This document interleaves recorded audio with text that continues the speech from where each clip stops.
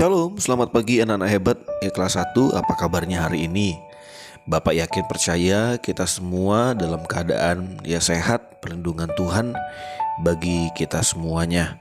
Nah, anak-anak hebat kelas 1, sebelum kita memulai pembelajaran kita pada hari ini, mari kita semua sama-sama berdoa. Bapa di surga, kami bersyukur buat hari yang Tuhan beri bagi kami, untuk kami boleh belajar pada pagi hari ini. Biarlah kiranya Tuhan memberkati setiap anak-anak yang ada di rumah. Biarlah kiranya Tuhan memberikan semangat belajar, dan kami semuanya boleh diberkati melalui pembelajaran agama Kristen pada pagi hari ini. Terpuji namamu, kami bersyukur. Kami sudah berdoa dalam nama Tuhan Yesus. Haleluya. Amin. Oke adik-adik, kita semangat ya memuji nama Tuhan. Yo. Puji dan puji Tuhan Yesus kita. Yo. Yeay. Semuanya nyanyi buat Tuhan ya. Keluarkan suaranya ya. Ya harus makin bertambah, ku harus makin berkurang. Nama Yesus saja disembah, ku di tempat paling belakang. Nilai Yesus ditinggikan, dan salibnya diberitakan.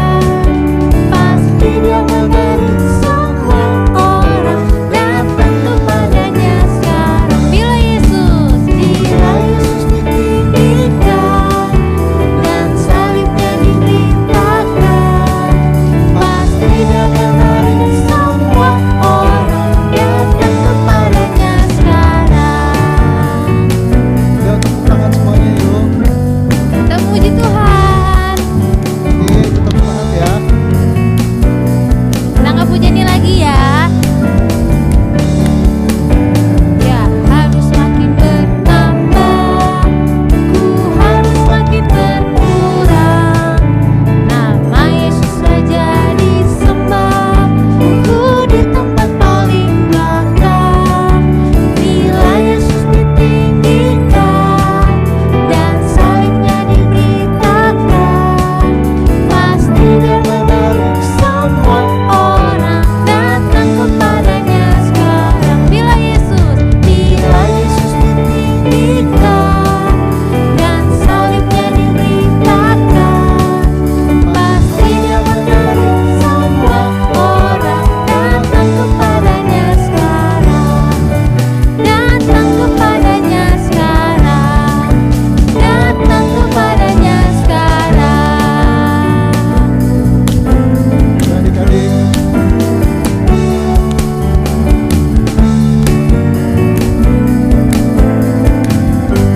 Beri kemuliaan buat Tuhan kita, Tuhan Yesus.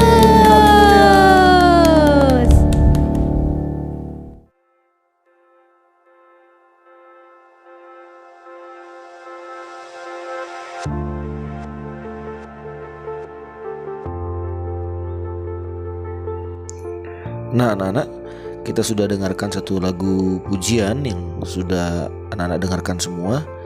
Dan Bapak berharap melalui lagu yang sudah kita dengarkan boleh menambah semangat ya untuk kita belajar.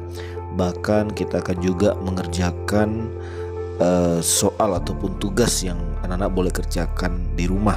Nah, pada pagi hari ini kita akan melanjutkan pembelajaran kita di minggu yang lalu. Bagaimana Bapak sudah mengajarkan kita harus ya tolong menolong ya, juga boleh mendoakan orang lain, karena menolong itu adalah salah satu sikap yang juga Tuhan ajarkan kepada kita, dan Yesus juga melakukannya selama dia ada di dalam dunia. Yesus menunjukkan bagaimana Dia kasihnya kepada orang-orang yang ada di sekitarnya. Dan demikian juga dengan kehidupan kita anak-anak ya. Selama kita ada dalam dunia, kita nggak dapat ya hidup sendiri.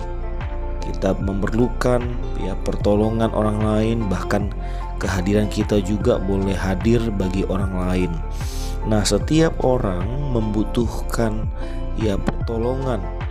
Orang lain adalah orang yang ada di sekitar kita, baik yang ada di sekolah, itu ada teman-teman kita, bahkan juga guru yang mengajar kita supaya kita boleh menjadi anak yang pintar. Dan contoh lain adalah ya ketika kita mungkin sedang dalam ya perjalanan, kita melihat ya kita bertemu dengan polisi. Ya, kita membutuhkan polisi untuk ya mengatur lalu lintas. Kita dapat menolong polisi dengan cara apa, anak-anak? Iya, dengan cara kita menaati rambu-rambu lalu lintas, sehingga kita semua yang berkendara, yang menggunakan kendaraan juga boleh tetap aman dan selamat daripada ya mara bahaya. Dan masih ya banyak lagi contoh-contoh lainnya yang ada di sekitar kita yang kita perlukan ya di dalam kehidupan kita.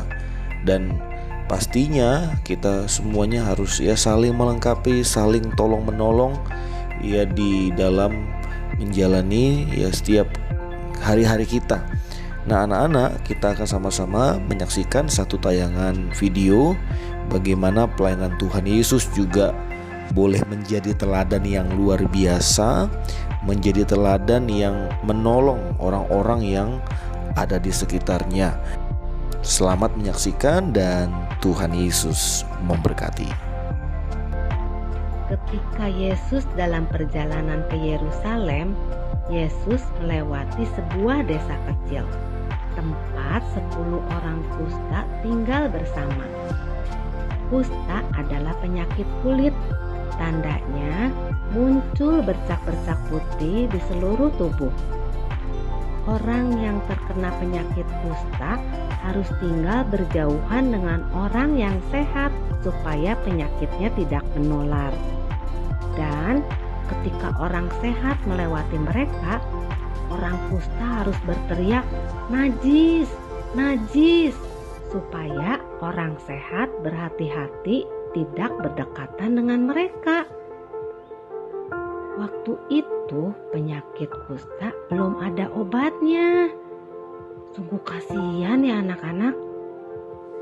Ketika Yesus melewati mereka, 10 orang kusta ini sangat senang.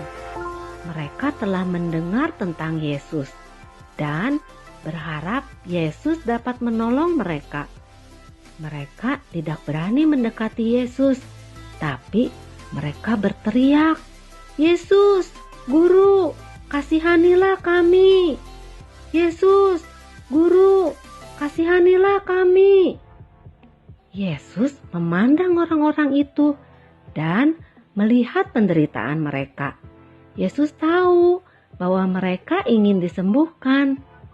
Lalu Yesus berkata, "Pergilah, perlihatkan dirimu kepada imam-imam." Mengapa mereka disuruh pergi ke imam-imam ya? Karena dulu imam itu seperti dokter yang dapat memberitahukan seseorang terkena penyakit kusta atau sudah sembuh dari penyakit kusta. Nah, 10 orang kusta ini taat dan mereka melakukan apa yang Yesus katakan. Mereka semua percaya kepada Yesus.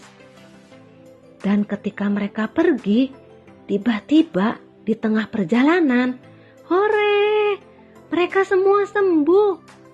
Bercak-bercak putihnya semua hilang. Yesus telah menyembuhkan mereka. 9 orang yang telah sembuh itu cepat-cepat pulang ke rumah mereka. Hanya ada 1 yang berbalik dan pergi menemui Yesus. 1 orang ini langsung berlutut di hadapan Yesus. Dia memuji. Dia tahu bahwa hanya Yesus saja yang dapat menyembuhkannya. Hatinya penuh ucapan syukur atas apa yang dia terima hari itu. Kemudian Yesus berkata kepadanya, "Berdirilah, dan pergilah, imanmu telah menyelamatkan engkau. Anak-anak juga udah punya iman kan kepada Yesus? Percaya kan Yesus satu-satunya penolong dalam hidup kita? Kita harus selalu ingat untuk berterima kasih kepada Yesus. Apalagi kalau kita sudah ditolong oleh Yesus. Nah, sekarang kita baca ayat hafalannya yuk. Kubuka firman Tuhan dan kubaca. Mazmur 136 ayat 1a. Bersyukurlah kepada Tuhan, sebab Ia baik.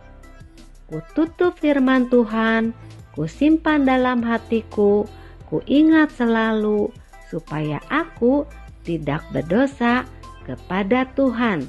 Amin.